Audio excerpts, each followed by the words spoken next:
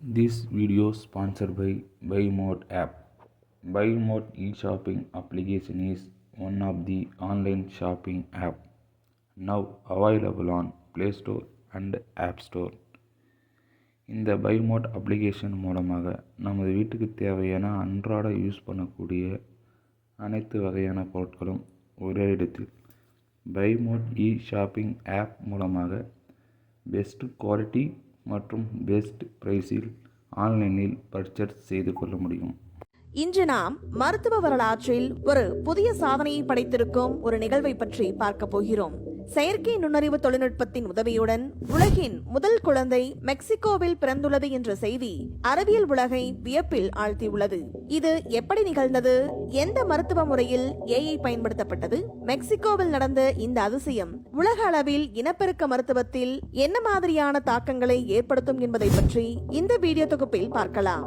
செயற்கை நுண்ணறிவு இன்று பல்வேறு துறைகளில் வியக்கத்தக்க முன்னேற்றங்களை ஏற்படுத்தி வருகிறது.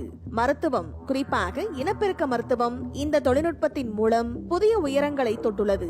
கருத்தரித்தல் முதல் கருப்பை பொருத்துதல் வரை பல்வேறு நிலைகளில் செயற்கை நுண்ணறிவின் துல்லியம் மற்றும் செயல்திறன் மருத்துவ நிபுணர்களுக்கு உதவி வருகிறது. அந்த வகையில் மெக்சிகோவில் ஏஐ உதவியுடன் ஒரு குழந்தை பிறந்தது இந்த துறையில் ஒரு புதிய மைல்கல்லாக பார்க்கப்படுகிறது. மெக்சிகோவில் உள்ள ஹோப் என்ற கருத்தரிப்பு மையத்தில் தான் இந்த வரலாற்று சிறப்புமிக்க குழந்தை பிறந்துள்ளது. இங்கு ICSI, அதாவது இன்ட்ராசிப்டோபிளாஸ்மிக் ஸ்பெர்ம் இன்ஜெக்ஷன் எனப்படும் IVF முறையின் ஒரு மேம்பட்ட வடிவத்தில் செயற்கை நுண்ணறிவு தொழில்நுட்பம் பயன்படுத்தப்பட்டது. ICSI முறையில் ஒரு விந்தணு நேரடியாக முட்டைக்குள் செலுத்தப்பட்டு கருத்தரிப்பு செய்யப்பட்டது. இந்த செயல்முறையை ஏஐ தொழில்நுட்பம் துல்லியமாகவும் தானியங்கி முறையிலும் மேற்கொண்டது குறிப்பிடத்தக்கது. வழக்கமாக ICSI செயல்முறையை உயர் பயிற்சி பெற்ற கருவியல் நிபுணர்கள் கைகளால் மேற்கொள்வார்கள்.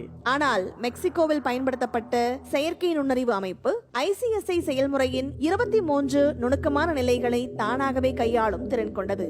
இதில் ஆரோக்கியமான விந்தணுவை தேர்ந்தெடுப்பது முதல் அதை லேசர் மூலம் அசைவிழக்க செய்து முட்டைக்குள் துல்லியமாக செலுத்துவது வரை அனைத்து கட்டங்களும் இந்த செயற்கை நுண்ணறிவின் கட்டுப்பாட்டின் கீழ் நடைபெற்றது. மேலும் இந்த அமைப்பு நியூயார்க் மற்றும் மெக்சிகோவில் உள்ள நிபுணர்களால் தொலைதூரத்தில் இருந்து கண்காணிக்கப்பட்டது.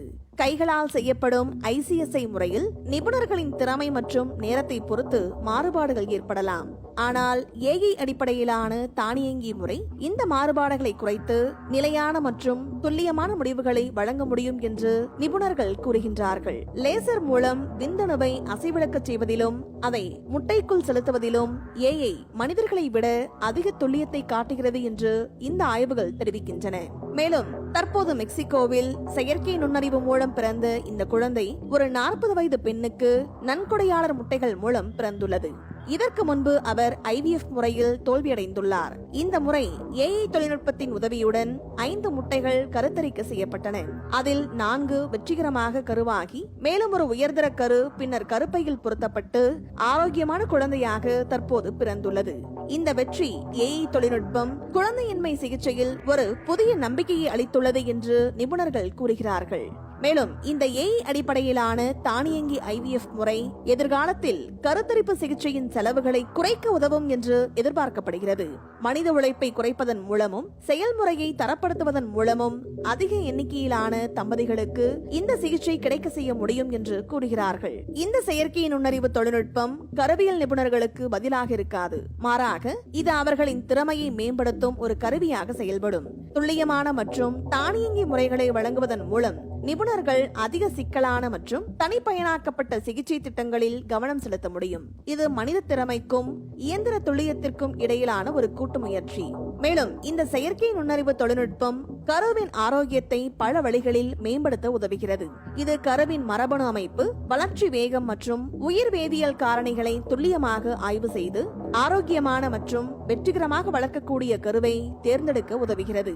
மேலும் கருவை கருப்பையில் பொறுத்த உகந்த இடத்தையும் நேரத்தையும் கணிப்பதன் மூலம் கரு பதிந்து வளரும் வாய்ப்பை இந்த தொழில்நுட்பம் அதிகரிக்கிறது. எதிர்காலத்தில் செயற்கை நுண்ணறிவு இனப்பெருக்க மருத்துவத்தில் ஒரு முக்கிய பங்காற்றும் என்று எதிர்பார்க்கப்படுகிறது. மேலும் ஏஐ மூலம் விந்தணு மற்றும் முட்டைகளின் தரத்தை மேம்படுத்தும் தொழில்நுட்பங்களும் உருவாக்கப்பட்டு வருகின்றன.